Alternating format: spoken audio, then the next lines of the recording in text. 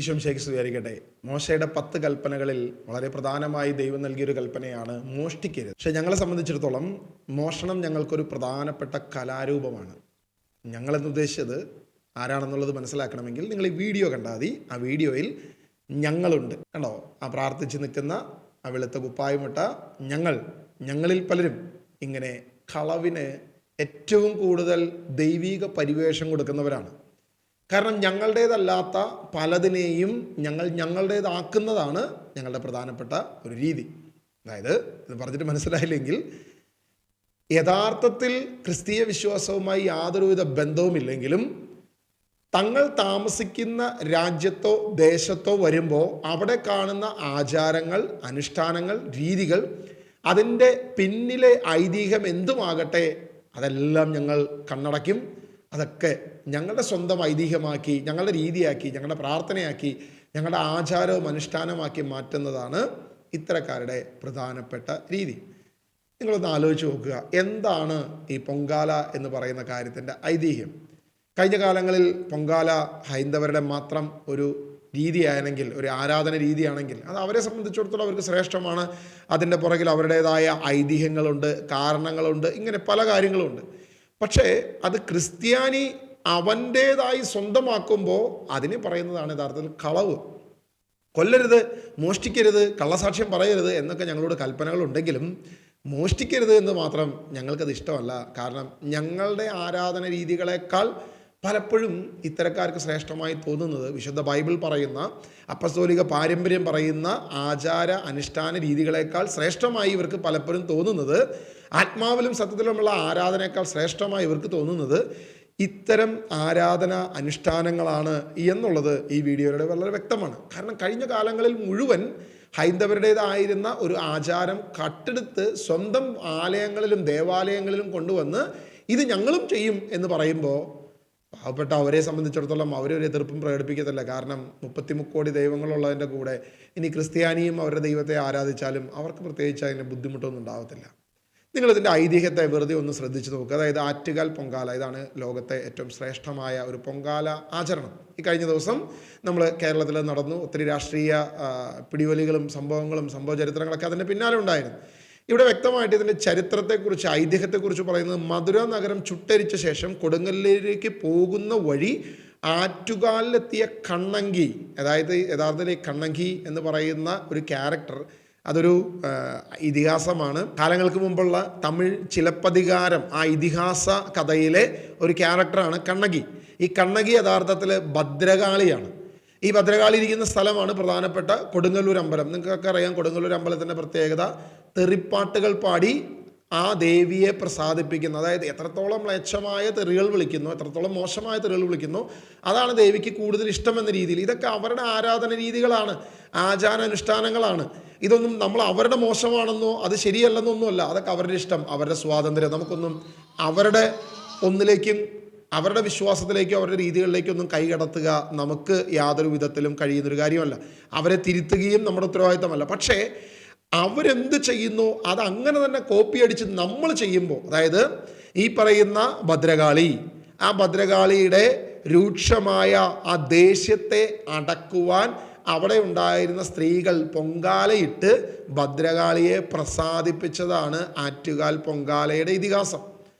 അതേ ഐതിഹാസം അതിൻ്റെ പുറകിൽ കിടക്കുമ്പോൾ അതങ്ങനെ തന്നെ നമ്മുടെ ചർച്ചകളിലേക്ക് കൊണ്ടുവന്ന്, നമ്മുടെ പള്ളികളിലേക്ക് കൊണ്ടുവന്ന് ഇതേ ആചാരങ്ങൾ അനുഷ്ഠാനിക്കുമ്പോൾ, കുടങ്ങളിൽ വെച്ച് ഇതേ കാര്യം ചെയ്യുമ്പം അതിനെ വെഞ്ചിരിച്ചു കഴിഞ്ഞാൽ അത് ക്രിസ്തീയമാകുമോ? അത് യേശുവുമായിട്ട് വല്ല ബന്ധം ഉണ്ടാകുമോ? അതിലുള്ള ഈ ഭദ്രകാളിയുടെ സാന്നിധ്യം മാറുമോ? അല്ലെങ്കിൽ ഞങ്ങൾ ഭദ്രകാളീനെ അല്ല അവിടെ ആരാധിച്ചത്, അല്ലെങ്കിൽ ആ രീതിയല്ല ഞങ്ങൾ ചെയ്തത് എന്ന് പറഞ്ഞാൽ അതിൽ നിന്ന് എന്തെങ്കിലും വിടുതലുണ്ടാകുമോ? ദൈവവചനം വ്യക്തമായിട്ട് നിയമാവർത്തന പുസ്തകം 18-ാം അധ്യായം തൻ്റെ ജനത്തെ ഇസ്രായേലിനെ ഈജിപ്തിൻ്റെ അടിമത്തത്തിൽ നിന്നും ഇസ്രായേലിലേക്ക് തിരിച്ചു കൊണ്ടുവന്നപ്പോൾ കാനാൻ ദേശത്തുണ്ടായിരുന്ന പലവിധ ആചാരങ്ങളെയും അനുഷ്ഠാനങ്ങളെയും വിജാതീയർ ചെയ്യുന്ന പല പ്രവൃത്തികളെയും നിങ്ങൾ ചെയ്യരുത് എന്ന് കൽപ്പിച്ച ദൈവം നമ്മൾക്കറിയാം. വളരെ വ്യക്തമായി നിയമാവർത്തന പുസ്തകം 18-ാം അധ്യായം 9-ാം വാക്യം, നിന്റെ ദൈവമായ കർത്താവ് തരുന്ന ദേശത്ത് നീ വരുമ്പോൾ ആ ദേശത്തെ ദുരാചാരങ്ങൾ അനുകരിക്കരുത്. മകനെയോ മകളെയോ ഹോമിക്കുന്നവൻ, പ്രാശ്നക്കാരൻ, ലക്ഷണം പറയുന്നവൻ, ആഭിചാരക്കാരൻ, മന്ത്രവാദി, വെളിച്ചപ്പാട്, ക്ഷുദ്രക്കാരൻ, ഇങ്ങനെ ഇത്തരക്കാർ നിങ്ങളുടെ ഇടയിൽ ഉണ്ടാകരുത്. ഇത്തരക്കാർ കർത്താവിന് നിന്ദിരാണ്. അവരുടെ ഈ മ്ലേച്ഛ പ്രവർത്തികൾ നിമിത്തമാണ് അവിടുന്ന് അവരെ നിങ്ങളുടെ മുൻപിൽ നിന്ന് നിഷ്കാസനം ചെയ്തത്. നിങ്ങളുടെ കഴിവ് കൊണ്ടോ നിങ്ങളുടെ നന്മ പ്രവൃത്തി കൊണ്ടോ അല്ല ഈജിപ്തിൻ്റെ അടിമത്തത്തിൽ നിന്നും കാനാൻ ദേശത്ത് വന്ന് നിങ്ങൾ താമസിക്കുന്നത്. പകരം ആ ദേശത്ത് താമസിച്ചിരുന്നവരുടെ തിന്മ കൊണ്ടാണ്. മകനെ മകളെ ഹോമിക്കുന്ന, മന്ത്രവാദം ചെയ്യുന്ന, ദൈവത്തിനെതിരെ പ്രവർത്തിക്കുന്ന, ദൈവിക കാര്യങ്ങൾക്കെതിരെ ചിന്തിക്കുകയും പ്രവർത്തിക്കുകയും അത് ചെയ്യാൻ പഠിപ്പിക്കുകയും ചെയ്യുന്ന ഒരു രീതി കാനാൻ ദേശത്തുണ്ടായിരുന്നു. അശേര ദേവതയെ അവർ ദൈവമായി ആരാധിക്കുന്ന ഒരു തലം എവിടെ? കാനാൻ ദേശത്തുണ്ടായിരുന്നു. അവർക്ക് മക്കളെ ഹോമിക്കുന്ന തലം, മന്ത്രവാദങ്ങൾ, ക്ഷുദ്രം, വെളിച്ചപ്പാട്, ഇങ്ങനെയുള്ള ആചാര അനുഷ്ഠാനങ്ങൾ അവിടെ ഉണ്ടായിരുന്നു. നിങ്ങളത് അനുകരിക്കരുത്. കാരണം അവരത് ഫോളോ അപ്പ് ചെയ്തതുകൊണ്ട്, അവരത് പ്രാക്ടീസ് ചെയ്തുകൊണ്ടാണ് ഞാൻ അവരെ ആ ദേശത്ത് നിന്ന് പുറത്താക്കിയത്. അവരുടെ തിന്മ നിമിത്തം ഞാൻ അവരെ പുറത്താക്കി, നിങ്ങളെ അവിടെ കൊണ്ടുവന്ന് നിർത്തി. ഇനി നിങ്ങളും അത് അനുകരിച്ചാൽ നിങ്ങളും ആ ദേശത്ത് പുറത്താക്കപ്പെടും. ഇന്നൊരിക്കലും ഇന്ത്യയിലൊരു നിയമമുണ്ട്. കേരളത്തിൽ നമ്മളെ സംബന്ധിച്ചിടത്തോളം ഒരു കേരള ഗവൺമെൻറ് ഉണ്ട്. എനിക്ക് 5 സെൻറ്റ് സ്ഥലമുണ്ടെങ്കിൽ ആ 5 സെൻറ്റ് സ്ഥലത്ത് നിന്ന് എന്നെ പുറത്താക്കാൻ പറ്റത്തില്ല. എന്നെ പിടിച്ച് പുറത്താക്കി മറ്റൊരുവന് വന്ന് എൻ്റെ സ്ഥലത്ത് വന്ന് കയറി താമസിക്കാൻ കഴിയത്തില്ല എന്ന് കരുതി നീ ഈ നിയമത്തെ ലംഘിച്ചു കഴിഞ്ഞാൽ, നീ താമസിക്കുന്ന ദേശത്ത് മറ്റുള്ളവരുടെ ആചാരങ്ങളോ അനുഷ്ഠാനങ്ങളോ കടമെടുത്ത് സ്വന്തമാക്കി കഴിഞ്ഞാൽ നിന്നെ ആ ദേശം തന്നെ നിന്നെ പുറത്താക്കും. നീ പോലും അറിയത്തില്ല. നീ അവിടെ നിന്ന് വിറ്റ് പറക്കി പോകേണ്ടി വരും. കടവും കടത്തിൻ്റെ കൂടുമാകും. മുന്നോട്ട് പോകാൻ പറ്റാത്ത പ്രശ്നമാകും. ആരോഗ്യം ക്ഷയിക്കും. സാമ്പത്തികമായി തകരും. വിദ്യാഭ്യാസം തകരും. സമാധാനമില്ലാതെയാകും. ഇങ്ങനെ നിന്നെ ആ ദേശം നിഷ്കാസനം ചെയ്യും. ഇതാണ് ഇന്ന് സംഭവിക്കുന്നത്. പലരും പരദേശികളായിട്ട് പോകേണ്ടി വരും. സ്വന്തം ദേശത്ത് നിന്ന് മറ്റു ദേശത്ത് പോയി വാടകയ്ക്ക് താമസിക്കേണ്ട അവസ്ഥ വരും. സ്വന്തമായൊരു സ്ഥലമില്ലാത്ത അവസ്ഥ വരും. നിന്നെ പുറത്താക്കുന്നത്, നിന്നെ കടക്കണിയിലാക്കുന്നത്, നിന്നെ തകർക്കുന്നത്, നിന്നെ നശിപ്പിക്കുന്നത് ഇത്തരം സാത്താനിക കെണികളാണെന്ന് ഇനിയെങ്കിലും നമ്മൾ തിരിച്ചറിയണം. കാരണം വചനം പറയുന്നു, ഇത്തരക്കാർ കർത്താവിന് നിന്ദിരാണ്. അവരുടെ മ്ലേച്ഛ പ്രവർത്തികൾ നിമിത്തമാണ് അവിടുന്ന് അവരെ നിങ്ങളുടെ മുൻപിൽ നിന്ന് നിഷ്കാസനം ചെയ്തത്. നിങ്ങളുടെ ദൈവമായ കർത്താവിൻ്റെ മുൻപിൽ നീ കുറ്റമറ്റവനായിരിക്കണം, അല്ലെങ്കിൽ നീയും പുറന്തള്ളപ്പെടും, നീയും പുറത്താക്കപ്പെടും. ഇത് ഒരുവന് എപ്പോൾ തിരിച്ചറിവ് വരുന്നോ അതുവരെ ദൈവം പറയുക, ഞാൻ നിന്നെ അറിയത്തില്ല. നമ്മൾ എന്തിനാ മറ്റുള്ളവരെ മോഷ്ടിക്കാൻ പോകുന്നത്? നമുക്ക് സ്വന്തമായി എത്രയോ ശ്രേഷ്ഠമായ ആചാരങ്ങളുണ്ട്, അനുഷ്ഠാനങ്ങളുണ്ട്, പ്രാർത്ഥന രീതികളുണ്ട്. ആത്മാവിലും സത്യത്തിലും ദൈവത്തെ ആരാധിക്കണം. ഇത്ര ശ്രേഷ്ഠമായൊരു ദൈവവചനം ഏത് ജനതയ്ക്കാണ് ഉള്ളത്? ഇത്രയും ശ്രേഷ്ഠമായൊരു വാഗ്ദാനം ഏത് ജനതയ്ക്കാണ് ഉള്ളത്? എൻ്റെ കർത്താവായ യേശു ക്രിസ്തു നമുക്ക് വേണ്ടി ക്രൂശിൽ മരിച്ചു. നിന്റെ പ്രവൃത്തി കൊണ്ടല്ല നീ രക്ഷ പ്രാപിക്കുന്നത്. നിന്റെ ഏതെങ്കിലും നന്മ കൊണ്ടല്ല നീ രക്ഷ പ്രാപിക്കുന്നത്. ദൈവത്തിൽ വിശ്വസിച്ച് നിന്റെ പാപത്തെ ക്രിസ്തുവിൽ ഏറ്റുപറഞ്ഞ് പുതിയ വ്യക്തിയായി മാറുക. പഴയ പാപത്തിൽ നീ പിന്തിരിയുക, മാനസാന്തരപ്പെടുക, സ്വർഗരാജ്യത്തെ പ്രതീക്ഷിച്ച് നീ ജീവിക്കുക. ഇത്രയും ശ്രേഷ്ഠമായ വാഗ്ദാനം ആർക്കാ ഉള്ളത്? പലരും അവരുടെ പാപത്തിൻ്റെ പരിഹാരത്തിന് വേണ്ടി അവർ തന്നെ തങ്ങളുടെ ശരീരത്തെ കുത്തി മുറിവേൽപ്പിക്കുന്നു. അവർ തന്നെ തങ്ങളുടെ ശരീരത്തിൽ പരിഹാരം ചെയ്യുന്നു. ഇങ്ങനെ കഷ്ടത അനുഭവിക്കുന്ന ജനമാണ് നമ്മുടെ ചുറ്റുപാടും കിടക്കുന്നത്. എന്നാൽ നമ്മുടെ ദൈവം പറയുക, നിങ്ങളൊന്നും ചെയ്യേണ്ട, സകല രക്ഷയുടെ പൂർണ്ണത ഞാൻ പൂർത്തിയാക്കിയിരിക്കുന്നു. നിങ്ങളൊന്നും ചെയ്യേണ്ട. അവനിൽ വിശ്വസിക്കുന്നവൻ രക്ഷിക്കപ്പെടും. അവനിൽ വിശ്വസിക്കുന്നവൻ രക്ഷ പ്രാപിക്കും. അവനെ ഏറ്റുപറയുന്നവൻ രക്ഷ പ്രാപിക്കും.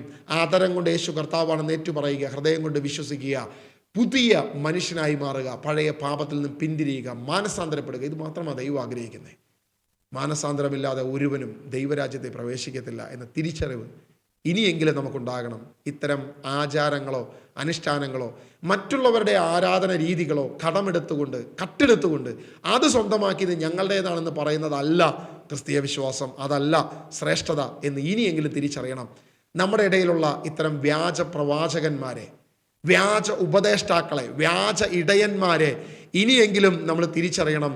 നമ്മെ വഴിതെറ്റിക്കുന്ന ഇത്തരം പൈശാചിക തലങ്ങളെക്കുറിച്ച് ഇനിയെങ്കിലും നമുക്ക് ബോധ്യമില്ലെങ്കിൽ, പ്രിയമുള്ളവരെ, നമ്മൾ മനസ്സിലാക്കുക, ഇസ്രായേൽ ആ ദേശത്ത്, കാനാൻ ദേശത്ത് തിങ്ങിപ്പാർത്തിരുന്ന ജനം നിഷ്കാസനം ചെയ്യപ്പെട്ടതുപോലെ നമ്മളെയും പുറത്താക്കുക എന്നാണ് പിശാചിൻ്റെ ഉദ്ദേശം. അതുകൊണ്ട് ഇത്തരം വ്യാജ ഉപദേഷ്ടാക്കളെ ഇനിയെങ്കിലും തിരിച്ചറിയുക.